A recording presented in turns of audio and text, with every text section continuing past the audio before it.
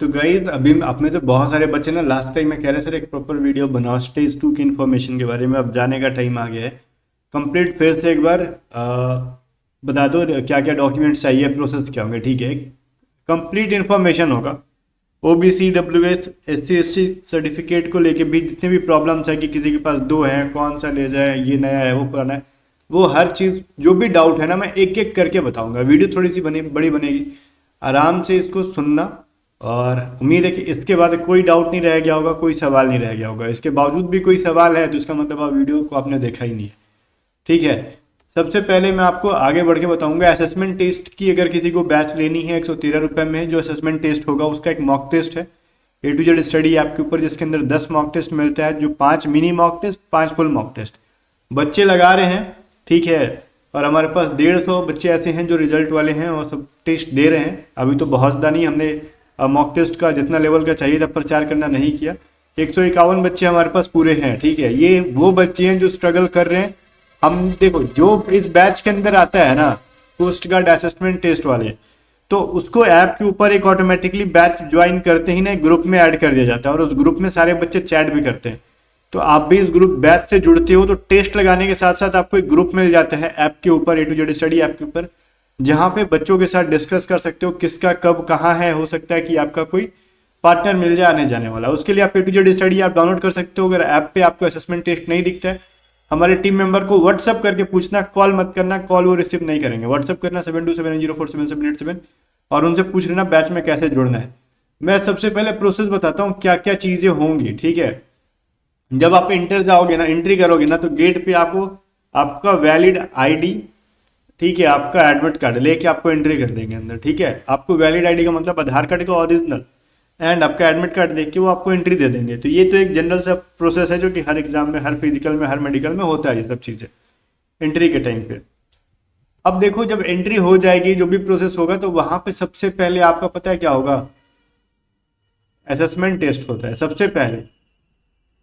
Assessment test कह लो, एडेप्टिविटी test कह लो, ये टेस्ट होगा आपका सबसे पहले। ठीक है, अब ये कैसे होता है इसके ऊपर मैंने बहुत सारी वीडियो बना रखी है तो मैं फिर से नहीं बता रहा हूँ। बस ये बताऊंगा कि इसके अंदर असेसमेंट टेस्ट होता है। ठीक है, अदरवाइज इसका प्रोसेस बताने लगा हूँ तो ये वीडियो 1 घंटे की बन जाएगी। दुनिया भर की वीडियो बना रखी है। तो असेसमेंट टेस्ट में अगर आप पास हो जाते हो, ठीक है, इसमें भी कंपटीशन रहता है क्योंकि मैंने पहले दिखाया भी था, बच्चे बता रहे थे जो पिछली बार वाले थे, इसमें भी बच्चों को आउट किया जाता है। तो इसमें जो बच्चे पास हो जाते हैं उनका फिर होगा फिजिकल। डॉक्यूमेंट वेरिफिकेशन अभी नहीं, फिजिकल फिटनेस टेस्ट। जो फिजिकल को पार कर लेता है, 1600 मीटर की रनिंग 7 मिनट में कर ले रहा है, 20 उठक बैठक कर ले रहा है, 10 पुशअप्स कर ले रहा है, ठीक है, अगर वो बच्चा पास हो जाता है उसका होगा document verification, that is called DV. Document verification को ही डीवी कहा जाता है। तो डीवी कोई क्या है तो कंफ्यूज मत होना, डीवी का फुल फॉर्म है डॉक्यूमेंट वेरिफिकेशन। ठीक है, तो ये होगा आपका। जब डॉक्यूमेंट वेरिफिकेशन आप पास हो जाते हो अच्छा से, सारी चीजें आप बताऊंगा मैं एक एक करके इन चीजों के बारे में कि डॉक्यूमेंट वेरिफिकेशन में क्या क्या चाहिए। अगर आप पास कर जाते हो फिर आपको वहां से, अगर सेम डे उनको टाइम मिल पाता है, कि हर सेंटर पे देखो अलग अलग नियम है, ठीक है, स्टाफ मैनेजमेंट वगैरह वगैरह फर्क पड़ती है। कहीं बच्चों से मैंने सुना है कि सेम डे मेडिकल भी करा लेते हैं, कहीं नेक्स्ट डे जो है डेट दे देते हैं, कहीं पे 1-2 दिन बाद डेट दे देते हैं ड्यू टू हॉलीडेज। ठीक है, हॉलीडे की वजह से छुट्टी भी दे देते हैं 1-2 दिन। तो ये सभी चीज़ें हैं। तो मैं ये नहीं कहूँगा कि आप एक दिन का अरेंजमेंट लेके जाओ, 2 से 3 दिन का मिनिमम अपने अरेंजमेंट लेके जाना। भाई ठंडे का दिन है, ठीक है, तो आपका या तो सेम डे मेडिकल करा ले अगर उनके पास टाइम बचा उनकी जो, और फर्स्ट देखो पहला बैच जिसका होगा ना, कम ही चांस है कि उतना फास्ट प्रोसेस होता है। पहले दूसरे तीसरे बैच में ना बहुत स्लो होता है, उसके बाद से थोड़ी सी फास्ट होती है। तो जिनका स्टार्टिंग में वो एटलीस्ट 2 से 3 दिन का अरेंजमेंट जरूर लेके जाए। मैं तो आपको यही सजेस्ट करूंगा। कुछ पैसे, कपड़ा भले कम ले जाना, ओढ़ने के लिए, बिछाने का जो है ना, बिछा के सोने का, उड़ने का व्यवस्था, स्वेटर जैकेट प्रॉपर तरीके से लेके जाना। मेडिकल टेस्ट हो रहा है, ध्यान देना है। थोड़ी सी भी प्रॉब्लम आई तो फिर आपको वो री मेडिकल दे देंगे, ये चीज़ है ना। तो आपको मेडिकल आपका हो जाएगा। अगर सेम डे मेडिकल करा लेते हैं तो बहुत ही अच्छा सा चीज़ है। बट मैं ये गारंटी नहीं देता हूँ कि श्योर नहीं कर रहा हूँ कि सेम डे मेडिकल हो जाएगा, हो सकता है नेक्स्ट डे या फिर उसके नेक्स्ट डे भी हो सकता है। ठीक है, कंप्लीटली डिपेंड करता है उनकी प्रोसेस कितनी फास्ट है, बीच में कोई हॉलीडे आ रहा है कि नहीं आ रहा है, ये सभी चीज़ों पर डिपेंड करता है। ठीक है भाई, तो आपका मेडिकल होगा। अगर आप मेडिकल पास हो जाते हो देन आप घर आ जाओगे। अगर इनमें से किसी भी एक प्रोसेस में आप फेल होते हो तो बीच में आपको निकाल दिया जाएगा। मेडिकल से पहले किसी प्रोसेस में आप फेल होते हो तो आपको घर से निकाल दिया जाएगा। हम शुरुआत करते हैं मेडिकल से रिलेटेड। मेडिकल में क्या होगा भाई, क्या मान लो किसी चीज में पॉइंट मिला तो क्या आपको डायरेक्टली वो आउट कर देंगे, रिजेक्ट कर देंगे? ऐसा नहीं होता है, वो आपको अनफिट करेंगे। ठीक है, आपको अनफिट जब करेंगे तो आपको अपील करने का मौका मिलता है। अब देखो यार, मैंने ना एक दो जगह सुना है और मेरी ये खुद की पर्सनल एक्सपीरियंस है। जब मैं सीपीओ का ना मुजफ्फरपुर दे रहा था सीआरपीएफ कैंप के अंदर, तो ये लोग क्या कर रहे थे ना, जो भी बच्चा अनफिट हो रहा था उसको डीमोटिवेट किया इन्होंने। क्या ऐसे कहते हैं, भाई कर ले, क्या कर लेगा तू, मतलब वहां पे जो बाहर उधर जो पेपर देते हैं अनफिट वाला, कोई फायदा नहीं है रीमेडिकल लेने का, क्या फायदा है, तुम इतने दिन परेशान होगा। ये सब चीजों को इग्नोर करना। अपील करने का मौका मिल रहा है, अपील करना, वहीं पे करने का मौका देंगे, फॉर्म फिलअप कराते हैं, ठीक है, रीमेडिकल के लिए। ये सारा प्रोसेस आप करना, छोड़ना नहीं, उनकी बातों में मत आना। अगर कोई आपसे ये कहना, उनका अपना स्टाफ हो, इवन डॉक्टर ही हो, कहना कि जरूरी नहीं है कि तू पास हो जाएगा। ठीक है भाई, तू कौन होता है, तू भगवान थोड़ी है, रीमेडिकल में तू तेरे को मेरे को थोड़ी मिलेगा, तेरा मैं बात मानू। क्लियर है ना, उसका बात नहीं सुनना है। कभी कभी मेरी ये जो चीज़ है ना बड़ी गंदी लगती है। ठीक है, किसी को डिमोटिवेट मत करो, उसको रीमेडिकल मिला, अपील का मौका है, लेने दो, बीच में डिस्टर्ब मत करो उसको। ठीक है, आपको अपील करने का मौका मिलता है, इवन आपको नौकरी भी मिल जाए ना भाई तो आपको अपील करने का मौका मिलेगा। यहां तक मैं ये बोल रहा हूँ। वेट में किसी को प्रॉब्लम है ना तो भी आपको अपील करने का, वेट का कोई बहुत ज्यादा इशू नहीं है गाइस, मैं आपको वेट का बताता हूँ। किसी को लगता है ना कि मेरा वेट कम है, तो भाई जवानी में क्या मोटा के क्या करोगे, बात क्लियर है, क्या मतलब भैंसा बन के थोड़ी कोई फायदा है। वेट कम है, रनिंग कर रहे हो, वो भी समझते हैं, थोड़ा बहुत ऊपर नीचे चलता है, ले लेते हैं, पास कर देते हैं। हाँ, अब जो है फिजिकल के टाइम जो चेस्ट का एक्सपेंशन होगा ना, जो भी आपकी चेस्ट है उससे +5 आपको एक्सपेंड करनी होगी, एटलीस्ट ये करना, नहीं तो फिर आपको वो इसमें पास नहीं करेंगे। मैं जहां तक जानता हूँ इसमें छाटेंगे। रीजन, क्योंकि इससे हो सकता है कि आपके इंटरनल बॉडी में कुछ प्रॉब्लम हो, ब्रीथिंग आपका सही नहीं हो, वगैरह वगैरह चीजें जो भी हैं वो है। और इसका एक्सपेंड करने का एक तरीका मैं आपको बताता हूँ, ठीक है, मैं डीवी पे आऊंगा, बट यहाँ पे मेरे को क्लियर कर लेने दो, ठीक है ना। तो देखो, एक्सपेंड करने का एक टिप्स मैं आपको देता हूँ, जिससे कि मेरी 6, 7, 8 तक मैं एक्सपेंड करता हूँ। मैंने रिसेंटली अभी सितंबर में नहीं, छठ किस महीने में था, नवंबर में था ना, तो मैं मुझे वहां पे गया था, सिलीगुड़ी में था मेरा फिजिकल, वहां पे मेरे से 7 तक, मैंने 8 तक एक्सपेंड किया था। चीजें बहुत ईजी हैं, बशर्ते कि करने आना चाहिए, और मैंने एक दो लोगों को बताया भी, उनका भी हो गया। घर पे कहते थे कि नहीं होता था, करने का तरीका पता होना चाहिए। इवन मान लो, देखो आपका जो पेट है ना, आप क्या करते हो, चेस्ट में ना हवा भर के ना सांस लंबा खींच के चेस्ट को आगे की तरफ करते हो, डेट इज इनकरेक्ट। ठीक है, ये गलत तरीका है। चेस्ट को आगे करने से थोड़ी चेस्ट खुल जाएगा, भले मुक्का उक्का खा लोगे फालतू के। आपका एक तरीका होता है, आपके पेट के अंदर जो भी हवा है ना, जो भी आपने स्टोर कर रखा है, देखो दो चीजों को ना एक साथ लो, 2 स्टेप्स को फॉलो करना होगा चेस्ट को एक्सपेंड करने के लिए। सबसे पता है क्या चीज, एक तो आपके स्टोमक के अंदर जो भी, पेट के अंदर जो भी हवा है, एंड आप जो सांस ले रहे हो नाक से, वो एक लंबा सांस लो, एंड पेट के अंदर जो पहले से हवा है, दोनों को चेस्ट के अंदर लाओ, सांस जोर से लो। ठीक है, छाती को आगे मत करो, चेस्ट को आगे मत करो। ठीक है, एकदम सिंपल खड़ा रहो, सिंपल टाइट खड़ा होके। ठीक है, नॉर्मली खड़ा होके, टाइट नहीं, नॉर्मली खड़ा होके, फेंकना उठना नहीं इधर उधर हाथ में। आपको पेट की जितनी भी हवा है ना चेस्ट की तरफ खींचो, पेट पचक जाना चाहिए, जो भी मसल्स पेट के आसपास है वो चेस्ट के ऊपर करो, and at the same time आप बहुत लंबा सांस लेके चेस्ट के अंदर उसको रोको, कम से कम 8, 10, 12 सेकेंड तक रोकने की प्रैक्टिस कर लो, हो जाएंगी चीजें, सुधर जाएंगी, इस चीज की मैं गारंटी देता हूँ, मैंने सुधरवाई है बहुत लोगों की ऐसे। ठीक है, तो ये तो रह गया। बाकी मेडिकल की क्या पॉइंट, किसको क्या मिल जाए, कब मिल जाए, आंख में है, ये है, वो सब चीजों के ऊपर मैं डील नहीं करूंगा, मैं डॉक्टर नहीं हूँ, ये डॉक्टर का काम है, वो डॉक्टर आपको बताएगा, आपको एक एक चीज आपका चेक होगा, कुछ भी चीज बाकी नहीं रहेगा। ठीक है, अब आंख का किस तरीके से टेस्ट करते हैं वो सब सवाल मत करना, आप निश्चिंत जाओ, जब आपकी मौका मिले अब जाओ। ठीक है, कभी कभार कहते हैं ना कि जो चीजें पॉइंट है, मैं आपको सबसे बड़ी चीज देता हूँ मेडिकल की एक टिप्स, मेरा पर्सनल एक्सपीरियंस है, मैंने भी बहुत मेडिकल अटेंड किया है। आप जो चीज में डरोगे ना कि मेरे को इस चीज में पॉइंट मिलने का डर है, अगर डर रहे हो तो उस चीज में आपको पॉइंट लिख के ले लो, नहीं मिलेगा, मैं गारंटी देता हूँ उसमें नहीं मिलेगा। एक डर के मारे ऐसा पॉइंट आप खुद दिखा दोगे ना कि उसको मौका मिल जाएगा कहने का, या तो आपकी बीपी हाई हो जाएगी, या फिर कुछ और चीज आपका वो देख लेगा डर के मारे आपके चेहरे पे। ठीक है, क्योंकि डरोगे तो हर जगह डिटेल में चेक करेगा कि भाई इसको कुछ प्रॉब्लम है। कॉन्फिडेंट रहो, नर्वस रहना इंसान का फितरत है, हर कोई नर्वस रहता है नॉर्मली, अब ज्यादा डरना मत। ठीक है भाई, चीजें क्लियर है, मेरे से गारंटी ले लो। आप अगर किसी बच्चे को वहां पे पॉइंट मिलता है ना तो पूछना, क्या तेरे को इस पॉइंट में डर था, बोलेगा नहीं भाई मेरे को किसी और चीज में डर था, पॉइंट कुछ और में मिल जाता है। तो ये चीज मेरा पर्सनल एक्सपीरियंस है, तो रेडी रहना है इस चीज़ को लेके, ठीक है भाई। क्योंकि मैं पिछली बार ना 2023 के अंदर मैं सीपीओ में क्या था, मैं डर रहा था ना, मैं दिन भर लैपटॉप चलाता हूँ, कंप्यूटर चलाता हूँ, हो सके मेरी आँख ठीक है कि नहीं है, मैंने चेक नहीं कराया था, मैं जाके धड़ाधड़ पढ़ दिया और मेरे को मेडिकल में क्या मिला, मेरे बीपी 143 147 बाई 110 ऐसे आ रहे, मेरे को अनफिट किया उन्होंने, री मेडिकल में भी वही चीज़ था, ठीक है। तो मैं भी बीच में छोड़ के चला आया कि चला टापा क्यों परेशान होना। तो ये सब चीज़ें थी। अब देखो मैं आपको कुछ चीज़ों बताता हूँ, असेसमेंट टेस्ट के बारे में प्रिपरेशन करो। असेसमेंट टेस्ट जो है ना, अगर मॉक से हमारे लगाते हो, इस वाले मॉक से तो प्रैक्टिस अच्छा खासा हो जाएगा, हमने पूरे कंप्लीट दिया है, ठीक है। 2 सेक्शन में असेसमेंट टेस्ट होता है, situation reaction test and math reasoning English के क्वेश्चंस, जीके क्वेश्चंस, वो भी पूरा टाइम है, टाइम खत्म होने के बाद ही दूसरा सेक्शन स्टार्ट होता है। पहले देखो मिनी मॉक टेस्ट के अंदर जो बच्चे की हाईएस्ट मार्क्स थी 38 थी, अब देखो 40 में 40 लाने वाले भी वीर योद्धा आ चुके हैं। और इसके अंदर फुल मॉक टेस्ट 80 वाला जो है ना, उसमें से यही स्कोर है, 66 65 के आसपास बच्चों के स्कोर आ रहे हैं। जो कंपटीशन है मैं वो दिखा देता हूँ। डॉक्यूमेंट्स के ऊपर आ जाओ, यहाँ पे क्या क्या चीज़ है मैं एक एक चीज़ को यहाँ पे बताऊंगा। स्टेज 2 में क्या क्या डॉक्यूमेंट चाहिए होंगे आपको।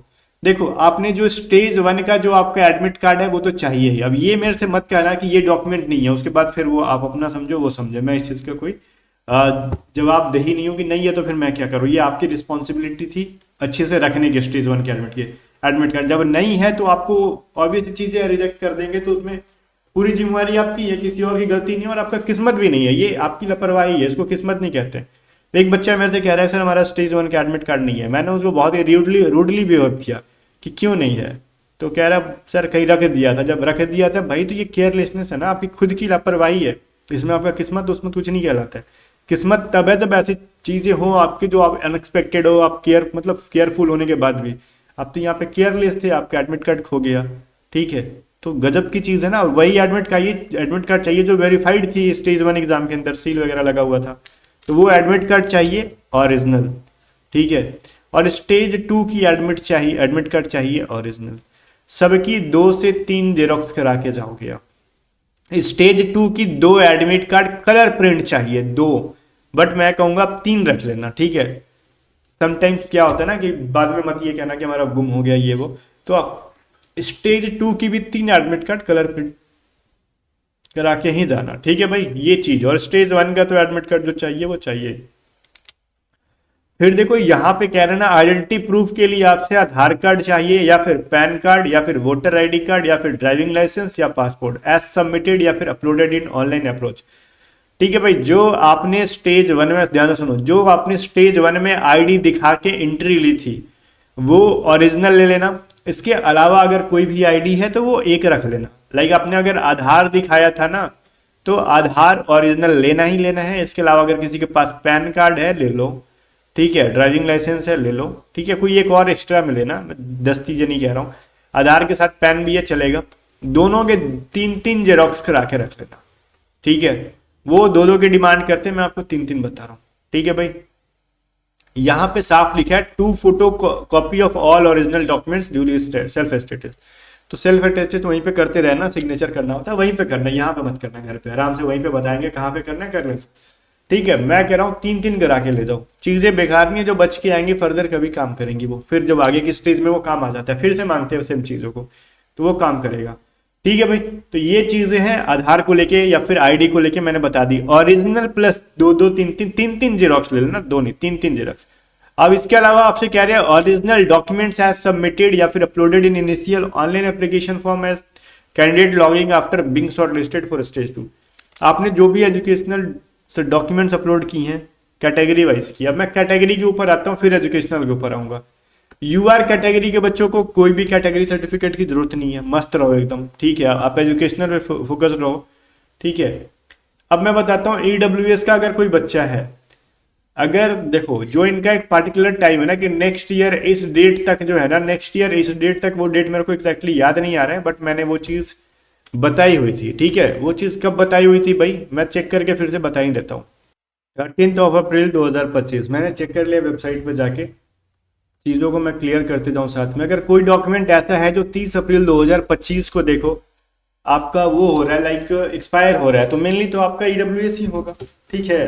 तो आपको एक न्यू ईडब्ल्यूएस भी चाहिए, ओल्ड वाली जो आपने फॉर्म में दी थी वो भी देना है, एक न्यू ईडब्ल्यूएस बनवा के भी वो लेते जाओ। मैंने ये चीज़ पहले भी बताई थी, ठीक है। क्योंकि अगर वो ईडब्ल्यूएस की तो वैलिडिटी होती है ना, वो चीज़ हर फाइनेंशियल ईयर चेंज होता है, तो अगर आपका इस डेट तक एक्सपायर हो जाता है, होगा ही, ऑब्वियस चीज़ है, होगा, ठीक है, तो आपको एक न्यू ईडब्ल्यूएस बनवा के ले जाना होगा, ठीक है, और दोनों के दो दो तीन तीन जेरोक्स ले जाना, चीज़ों को सबमिट करना होगा। ईडब्ल्यूएस का जो था मैंने बता दिया, दोनों ले जाना होगा। अब मैं ओबीसी के ऊपर आ जाता हूँ। बहुत बच्चा लोग कंफ्यूज रहता है ओबीसी को लेके, सर कितना साल वैलिड रहता है। देखो कोस्ट गार्ड ना साल वाल नहीं बोलता है वैलिडिटी को लेके। कोस्ट गार्ड के मुंह से कभी नहीं सुनोगे 2 साल 3 साल 1 साल, कुछ नहीं। वो कहता है तुम्हारे डॉक्यूमेंट्स पे अगर लिखा है ना भैया कि नेक्स्ट 6 महीने में अगर एक्सपायर होगा, ठीक है, एक्सपायरी डेट तुम्हारे डॉक्यूमेंट्स के ऊपर कहीं लिखा है तो हम लंका लगा देंगे, ठीक है बात साफ है। मतलब 6 महीने में उस एक्सपायरी डेट को हम मानेंगे। अगर तुम्हारे डॉक्यूमेंट्स पे कुछ नहीं लिखा एक्सपायरी डेट तो वो अजय अमर है। अगर किसी के पास लट्टे, या फिर देखो सुनो मैं बताता हूँ, किसी ने ना 2022 में बनवाई होंगी अगर ओबीसी सर्टिफिकेट, 2021 में बनवाई है, अगर उस पर कोई एक्सपायरी डेट नहीं लिखा है और उसके बाद आपने फॉर्म फिलअप के बाद न्यू भी बनवा लिया है, ठीक है, न्यू अगर आपने बनवा लिया है, या फिर आपने 2023 का भी 2024 का कभी भी बनवा के रखा है फॉर्म फिलअप से पहले और फॉर्म फिलअप के बाद भी बनवा लिया है, और आपको लग रहा है ना कि हमारी 2 साल 3 साल पुरानी हो गई, डर लग रहा है, उस सिचुएशन में आप दोनों ओबीसी के ओरिजिनल ले जाओ एंड दोनों के 3 3 जेरोक्स रख लो, ठीक है। अगर मान लो कोई बच्चा ऐसा है जिसने न्यू ओबीसी बनवाया ही नहीं है, 2022 में 2023 में 2021 में उसने बनवाया था, ध्यान से सुनना, बहुत पुरानी हो गई है लेकिन उसने कभी फिर बनवाया ही नहीं है, क्योंकि बहुत पुरानी क्या 50 साल पुरानी तो होगी नहीं, मुश्किल से 2 साल पुरानी होगी, आपका तो उम्र ही हो रहा है अभी, ठीक है, और आपने नया वाला बनवाया ही नहीं अभी तक, और अभी तक तो 4 दिन में किसी का बनेगा नहीं, 4 दिन बाद अगर जाना है तो उस सिचुएशन में क्या करें, निश्चिंत होके अगर आपके ऊपर वैलिडिटी नहीं लिखी है ओबीसी के ऊपर, पुरानी वाली ले जाओ ओरिजिनल एंड उसके 2 3 जेरोक्स ले जाओ, एक्सेप्टेड होगा वो 100%। खुद आप क्लेम करोगे भैया दिखाओ मेरे को कहाँ लिखा कि 1 साल 2 साल पुराना होना चाहिए, तो चीजें लिखी है कहीं नहीं ना, अधिकार है आपके पास लड़ने का, आपको नहीं करेंगे वो फेल, ट्रस्ट मी नहीं करेंगे वो फेल। हाँ बशर्ते कि फॉर्म फिलअप के लास्ट डेट का नहीं होना चाहिए, जो फॉर्म फिलअप का जो जुलाई में लास्ट डेट था ना एग्जैक्टली वो भी मेरे को नहीं याद आ रहा है, ठीक है, वो तो चेक तो नहीं करूंगा, जो भी था 24 या फिर 23 जुलाई जो भी था एक्सटेंड करने के बाद, उसके डेट के बाद का नहीं होना चाहिए, उसके बाद का है तो इसका मतलब है कि फिर थोड़ा सा गड़बड़ है, ठीक है ना, अगर पुराना आपके पास नहीं है तो। अगर उसके बाद का आपने बनवाया है तो वो मे बी आपको वो एक्सेप्ट ना करे, और एक्सेप्ट करे भी ना तो प्रोविजनली करे, ठीक है, आपको फिलहाल रिजेक्ट कर देंगे और बाद में सीट खाली रहा तो बुलाएंगे, इस तरीके से करते हैं वो लोग, ठीक है, तो 100% श्योरिटी नहीं है उनकी। सेम चीज एससी एसटी कैटेगरी के साथ भी है। वैसे तो एससी और देखो ओबीसी जो होनी चाहिए ना वो सेंट्रल गवर्नमेंट के फॉर्मेट पे होनी चाहिए, ये चीज मैंने पहले बताई थी, ठीक है, 1000 वीडियो बना रखा है मैंने इसके ऊपर। एससी एसटी की जो मैंने बताई थी, इनका पहली बात तो ये स्टेट का एंड सेंट्रल का नहीं होता ये एससी एसटी सर्टिफिकेट, वैसे तो स्टेट गवर्नमेंट ही इशू करती है, कि बहुत सारे स्टेट में जाओगे ना कहोगे सेंट्रल गवर्नमेंट का बनवा दे, वो डांट के भगा जाते हैं, भाई यार कहाँ से तुमको दे हम सेंट्रल गवर्नमेंट का, यही बनता ही है तो। लेकिन कोस्ट गार्ड क्या कहता है कि भाई इस पे गवर्नमेंट ऑफ इंडिया लिखा रहना चाहिए, ठीक है, तो उस सिचुएशन में आपके पास जो पुरानी वाली एससी एसटी सर्टिफिकेट है उसका जेरोक्स ले जाओ एंड कोशिश करो, ठीक है, कि जो कोस्ट गार्ड के ऑफिशियल वेबसाइट पे प्रिंट आउट है उसको निकलवा के फिल करके तहसीलदार से ब्लॉक से जहां जाके उसको सिग्नेचर करा लो, अगर पॉसिबल हो रहा है तो। नहीं हो रहा है तो भी कॉन्फिडेंट होके जाओ, कुछ नहीं करने वाले आपका वो लोग।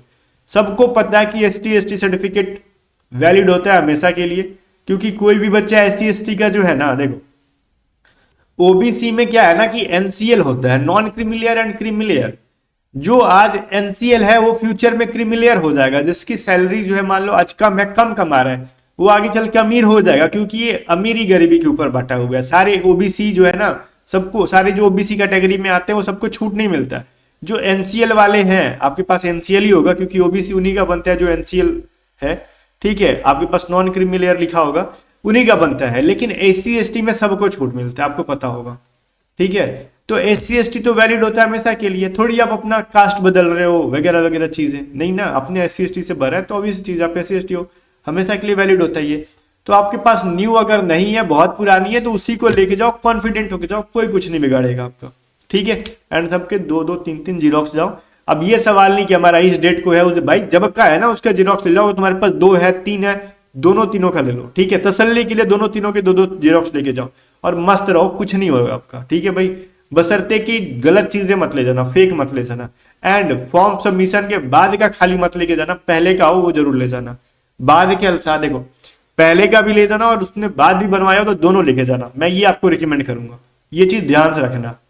अब देखो ये सारी चीजें हो गई, अब एजुकेशनल डॉक्यूमेंट के ऊपर आ जाते हैं। एजुकेशनल डॉक्यूमेंट्स में क्या चाहिए, देखो गाइस 10th क्लास के वैसे जो देखो, अगर कोई बच्चा सीबीएसई से है, ध्यान से सुनना मैं क्या बोल रहा हूँ, या कुछ इस ऐसे स्टेट बोर्ड होते हैं जैसे यूपी के स्टेट बोर्ड है, महाराष्ट्र का है, उनके मार्कशीट के ऊपर लिखा रहता है ना मार्कशीट कम सर्टिफिकेट, यूपी सॉरी सीबीएसई का भी यही चीज है, ठीक है, सीबीएसई का भी यही चीज है, मार्कशीट कम सर्टिफिकेट लिखा रहता है। अब अपने मार्कशीट के ना सबसे टॉप के 2-3 लाइन पढ़ना, उस पर लिखा रहेगा मार्कशीट कम सर्टिफिकेट, तो मतलब है कि आपको अलग से कोई सर्टिफिकेट नहीं मिलेगा, यही आपका सब कुछ है, ठीक है। आपको उसी के 3-2 जैसे 2 मांगा उन्होंने, मैं कहता हूं 2 नहीं 3 जेरोक्स करा के ले जाओ, ओरिजिनल भी ले जाना है, ओरिजिनल का जो लेमिनेशन है किसी को नहीं छुड़ाना है, वैसे ही ले जाओ सर, लेमिनेशन नहीं फाड़ना, ठीक है। आपको ओरिजिनल मिल जाता है, ओरिजिनल क्या करेंगे, बस मिला के नंबर आपको भेज देते हैं, लेमिनेशन नहीं फाड़ते हैं, इस चीज के लिए निश्चिंत रहो। सवाल ये भी कहते हैं कि लेमिनेशन फाड़ेंगे, नहीं फाड़ेंगे भाई, क्यों फाड़ेंगे, ठीक है। तो 10th क्लास के अगर कोई बच्चा बिहार बोर्ड का है, मैं बताता हूं उसको ना सर्टिफिकेट भी मिलता है 10th का एंड मार्कशीट भी मिलता है।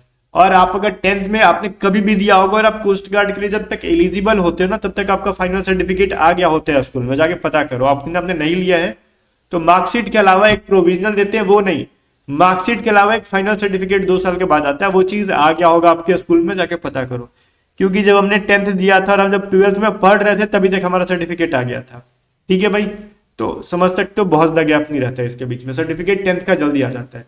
तो मार्कशीट के 3 जेरोक्स, सर्टिफिकेट के 3 जेरोक्स 10th वाले, ठीक है। और ये चीज तो था, मैंने बता दिया। इसके अलावा 12th अगर कोई जीडी से है तो 12th का ले जाएगा, कोई यांत्रिक से है तो वो डिप्लोमा का ले जाएगा, है ना। 10th वाले तो सबको ले जाना है, 10th का तो जीडी है, डिप्लोमा सबको क्या जीडी यांत्रिक है, सबको ले जाना होगा। 12th में भी सेम चीज है, अगर कोई सीबीएसई से है, यूपी बोर्ड से है, महाराष्ट्र से है, या फिर कुछ ऐसे बोर्ड से है जिसके मार्कशीट के ऊपर लिखा है मार्कशीट कम सर्टिफिकेट, तो उसका एक ही सर्टिफिकेट है, मार्कशीट एंड सर्टिफिकेट दोनों एक ही चीज है, उसका 3-3 जेरोक्स ले लो। अगर कोई स्टेट बोर्ड का है, ठीक है, तो भाई अगर उसके सर्टिफिकेट पे ऐसा कुछ नहीं लिखा है तो स्कूल में पता करो। बिहार बोर्ड का तो मैं हूं, तो मेरे को पता है कि स्कूल में आ जाता है 2 साल में, तो आपके स्कूल या कॉलेज में आ गया होगा, ठीक है, आ गया होगा। नहीं भी आया होगा ना, तो सिचुएशन में क्या कर सकते हैं, कॉलेज से आप लिखवा के प्रिंसिपल से सिग्नेचर करा के एक पैड के ऊपर ले जा सकते हो, ठीक है, जिसको हम टेस्टिमोनियल कहते हैं कि ये बच्चे हमारे स्कूल के और सर्टिफिकेट अभी तक आया नहीं है, प्रिंसिपल लिखेंगे और सिग्नेचर करके स्टैम्प कर देंगे और आप मस्त होके जाना, ठीक है। डिप्लोमा का भी सेम चीज है, ओरिजिनल आपको सेमेस्टर वाइज ले जाना है। आपके अगर मान लो सेमेस्टर वाइज है, डिप्लोमा का सेमेस्टर था, आप 1 2 3 करके, तो सेमेस्टर वाइज आपको रिजल्ट ले जाने हैं, मार्कशीट ले जाने, जो जो सर्टिफिकेट मिले आपको ले जाने, ठीक है। ओरिजिनल के साथ सबका उन्होंने 2-2 मांगा, मैं आपको रिकमेंड करता हूँ 3-3 ले जाना। तो ये जो चीजें थी मैंने बता दी। अब देखो एक सवाल ये आता है ना सर, देखो एक ना सर्टिफिकेट के ऊपर सवाल आया था कि कौन जो फार्मूला कन्वर्जन वाला है ना, जो किसी किसी का कि कन्वर्जन फार्मूला कहाँ से ले जाते हैं, तो वो सीबीएसई वाले का होगा। अगर बिहार बोर्ड में वैसा कुछ नहीं है, परसेंटेज वाला कोई फार्मूला नहीं है, उनका ग्रेडिंग सिस्टम होता है, तो वो किस बेसिस पे करते हैं भाई, सीजीपीए वगैरह, तो वो मार्कशीट के जस्ट पीछे लिखा रहता है, वही ले जाना होता है। तो पीछे वाला भी जेरोक्स करा के ले जाना, खाली आगे वाला मत करा देना। जिसके मार्कशीट के पीछे सीजीपीए या फिर ग्रेडिंग का फॉर्मूला लिखा है उसका जेरोक्स करा के भी ले जाना, ठीक है, 2-2 3-3। ये तो हो गया। अब देखो आपको 12 पासपोर्ट साइज कलर फोटोग्राफ ले जाने हैं जो आपके एडमिट कार्ड के ऊपर है। अगर किसी का एडमिट कार्ड के ऊपर का फोटो नहीं है तो एक काम करो, मैं आपको दिखाता हूँ, दिखाता क्या हूँ, खुद से देखो। अच्छा ठीक है, चलो एक चीज मैं आपको दिखाता हूँ। गूगल पे इस तरीके से आओ, गूगल पे मैंने क्या लिखा, मैं जूम कर देता हूँ। मैंने देखो यहाँ पे लिखा पीडीएफ टू जेपीजी, दिख रहा है आपको, यहाँ पे पीडीएफ टू जेपीजी आप लिखोगे, आपको पहला दूसरा कोई भी वेबसाइट मिले आपको खोल लेना है इसको, यहाँ पे अपनी पीडीएफ को अपलोड कर देनी है। पीडीएफ को अपलोड कर दोगे, वहां से वो जेपीजी फॉर्मेट में कन्वर्ट कर देगा। मैं करके एक पीडीएफ को दिखाता हूँ आपको। मैंने एक पीडीएफ अपलोड कर दी है, मॉक टेस्ट की है, ये मेरी पीडीएफ अपलोड हो गई है। अब देखो यहाँ पे लिखिएगा ना नॉर्मल, नॉर्मल पे में रखने देना, हाई पे जाओगे पैसे मांगने लगेंगे ये लोग। नॉर्मल पे रखना है and convert to JPG, convert to JPG करोगे, ये थोड़ा सा टाइम लेगा इनकी वेबसाइट के अकॉर्डिंग। एंड चीज़ों को देखो इन्होंने कन्वर्ट कर दिया, डाउनलोड जेपीजी इमेज, मैंने डाउनलोड कर लिया, ठीक है।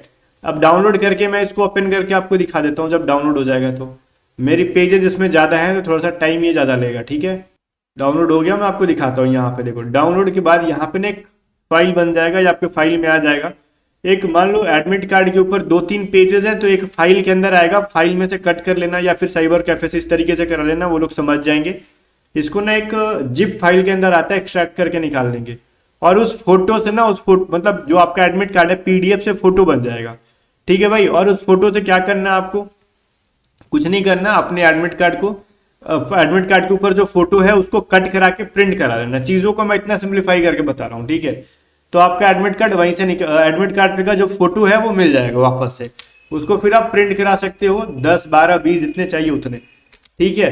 आपको 12 चाहिए तो आप एटलीस्ट 12 तो वो निकालते नहीं है, मुझे जहां तक पता है 15 या फिर 20 ऐसे करके निकालते हैं, जितना कार्ड में अट पाता है। या फिर ठीक है, आपके एरिया में जितना निकाल रहे हो उतना निकलवा लो, मिनिमम वहां पे 12 चाहिए। 12 इन नंबर्स, ठीक है, एनओएस का मतलब होता है नंबर्स, ठीक है। पासपोर्ट साइज जो एडमिट कार्ड के ऊपर है वही, किस तरीके से निकालना, चीजों को मैंने बता दिया। उम्मीद है अब चीजें कुछ रह नहीं गई होंगी, ये सभी चीजों को लेके आपको जाना है। एंड गाइज, एनओसी सर्टिफिकेट उनको ले जाना है जो जॉब के अंदर है, तो अपना जो गवर्नमेंट जॉब के अंदर है तो अपना एनओसी ओरिजिनल एंड जेरोक्स लेके जाएंगे, उतने ही 2 मांगा है, 3 लेके जाना, ठीक है। अगर कोई भी डॉक्यूमेंट आप नहीं ले जाते तो बोलोगे 10th का छूट गया, 12th का छूट गया, तो फिर छूट गया तो भी आपको छोड़ के आगे बढ़ जाएंगे, ठीक है।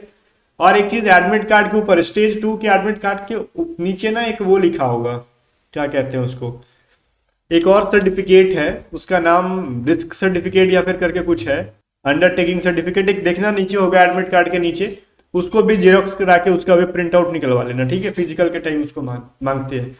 तो उम्मीद है चीज़ों को मैंने बता दी होंगी बढ़िया से।